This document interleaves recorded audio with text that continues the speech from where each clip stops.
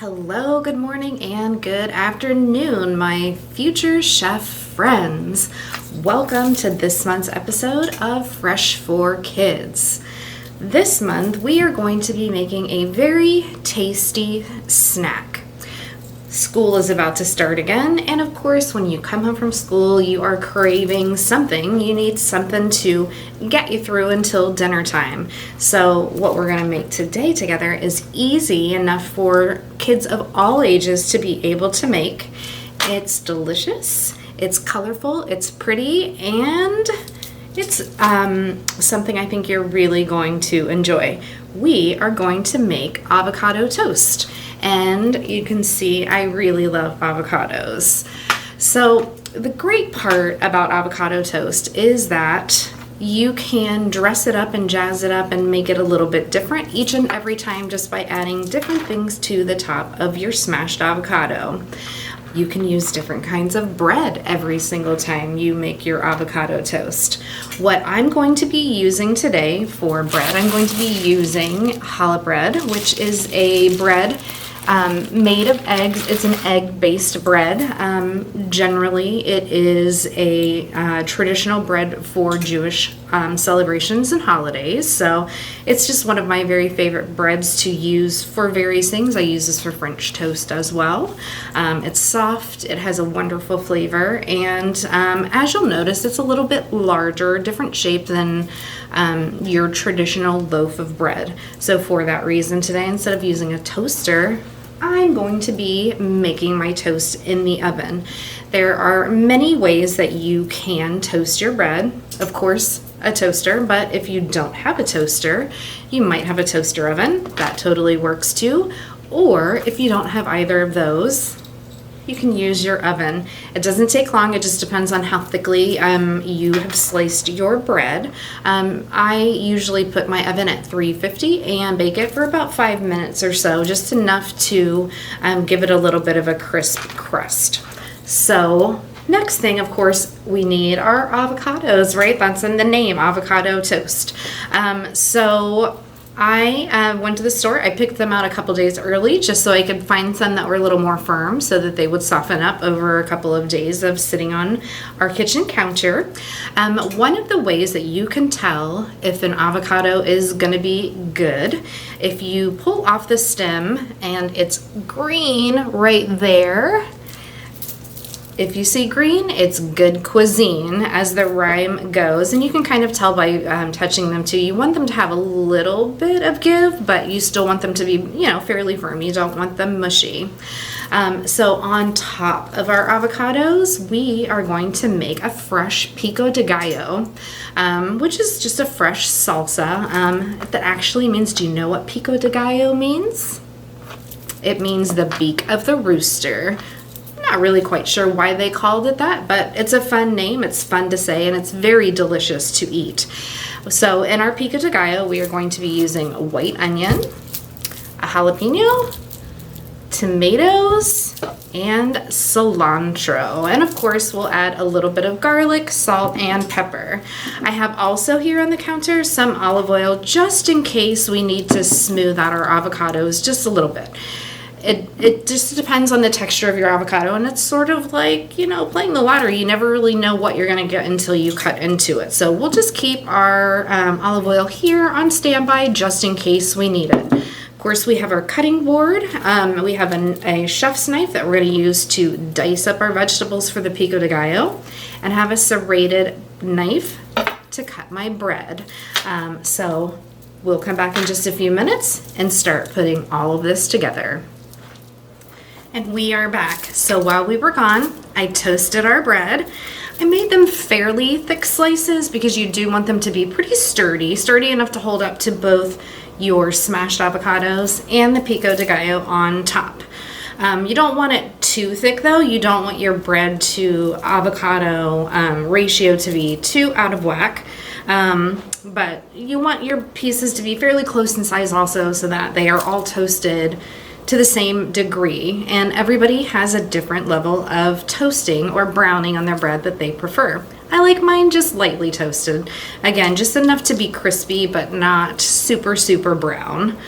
I made our pico de gallo. Oh, it looks and smells so amazing. So again, we have tomatoes, we have a white onion, we have cilantro, a jalapeno. I de-seeded it, so depending on how spicy you like your pico or fresh salsa, you can remove either half or all of the seeds, or maybe you like it really spicy and you can keep them all in. Just be sure to wash your hands afterwards because you don't want to touch your face with jalapeno juice on it. It will definitely make you cry. What else do we have in there? We have salt and pepper and a little bit of garlic. It's delicious. So right now I am getting ready to smash up our avocados. So a couple of tips to make it a little bit easier for processing your avocado. Like I said, you want to make sure that you have the right firmness of avocado. This one feels just about perfect. The other two were absolutely fantastic. So as far as cutting, I don't really use a cutting board for doing avocados. A nice trick is to just put a folded towel, kitchen towel, in your hand like this so that you are protected, and then just start right there at the top, right in the middle. You want to cut it right evenly, and the trick is to not move the knife, but to actually move the avocado around the knife until you meet up on the other side where your cut started. And then you will take your halves and just twist them like so, and voila, that looks like a perfect avocado. So now for removing the pit or the seed, I just gently press my knife down in until it's attached, and then just twist a little bit, and it comes right out. So, ooh, this looks really scary, right? How do you get that off without cutting yourself? Let me show you a really neat trick. So what you want to do is you want to hold the knife downwards, put your fingers at the top, the smooth top of the knife where it's not sharp, and just kind of pinch down a little bit. Of course, it's not going to work. Boop, comes right off. And you've kept your fingers out of harm's way. All right, so let's move those pits over to the side. We may want to hang on to them if we don't use all of our avocado at once. Those pits are really nice for keeping it from turning brown when you keep it in the refrigerator. So now that we have that big old pit or seed out of the way, we've got our avocado. All we need is a spoon, and we're just going to scoop it right out. This is like the most amazing, perfect texture for what we're doing today. Very soft and buttery.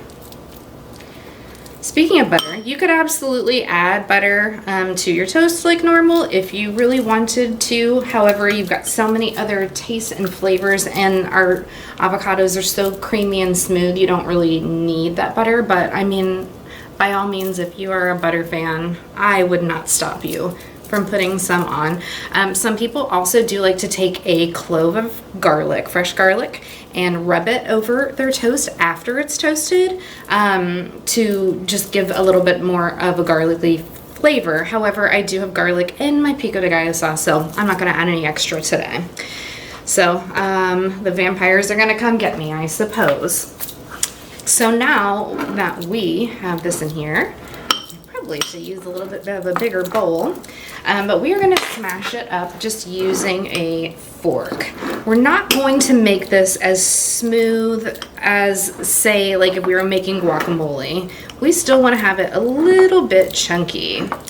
And one thing I will mention to you is that you definitely want to smash this up in a bowl or a container and not on your toast, because you can definitely mess up your toast. You could put a hole in it if your avocados aren't super soft, and then you just have a big mess. It will still taste delicious, it just is not going to look quite as pretty. So it just depends on who you're making the avocado toast for. If it's for you, you're not really particular about the way it looks. However, this is just the easiest way to do it, a lot less messy. If you have the right size bowl, I definitely should have used a bigger bowl. All right, so once you have got your avocados mashed up to the consistency that you like I said, I do like mine still, you know, with slightly big chunks of avocado on it. We're just going to the way so you can see a little bit better. Put this right on our toast.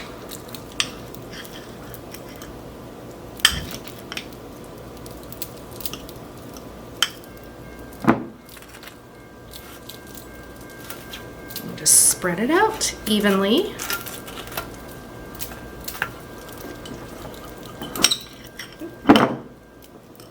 I'm definitely making a big mess. Avocados are not only delicious, they are quite good for you. They have more potassium than a banana, and they've been around for a really long time. There are reports of the people of Mesoamerica about 7,000 years ago actually giving in tribute avocados to the royalty. So that is kind of a neat story. Right.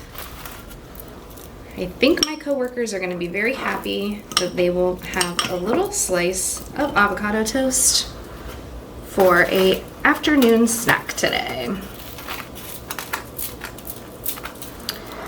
All right, so like I said, I have chosen today to put the pico de gallo on top. I love all of the flavors that are in that, but you could top this with so many different things. When I was looking up information or, different, interesting avocado toast recipes, I saw a lot of really cool things. So depending on when you're eating this, if it's for brunch, a fried egg on top is always really kind of nice. You could do just fresh grape or cherry tomatoes and drizzle a little bit of balsamic vinaigrette over top. Really any vegetable, any type of cheese. You could put little bacon bits on here. You could do so many different things. So after we smash up our avocado and put that on top, we are going to add a little bit of our fresh pico. Oh, it's so pretty.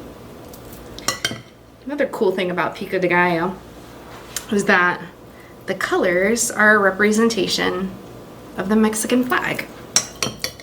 You could definitely add a little bit of olive oil to this too.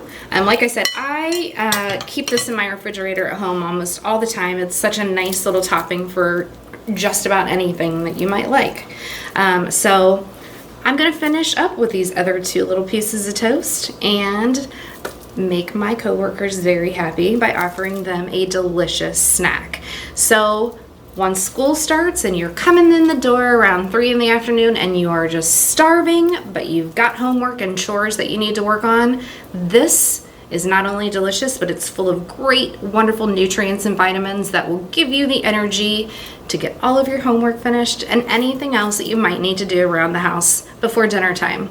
I hope that your back to school experience is wonderful, and we can't wait to see your avocado toast. Have a great day, and we'll see you next month here on Fresh for Kids at the Maitland Public Library. Bye.